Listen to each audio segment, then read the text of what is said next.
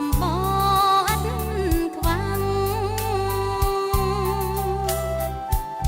អូស្ទឹងសែនអើយស្ទឹងសែនត្រង់ខ្មែ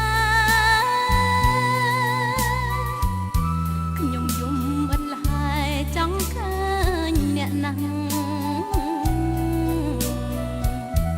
មេឃអើយកុំយប់ឆាប់ភ្លឺស្រលាំងហើយខ្ញុំសង់ផ្ទះនៅមាត់ស្ទឹងសែនស្ទឹងសែនប៉ារីសប្បាយមែនពិត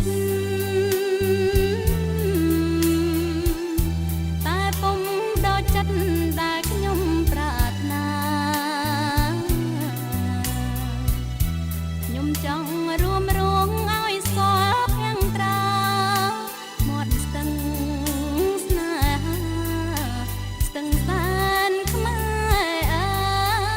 យ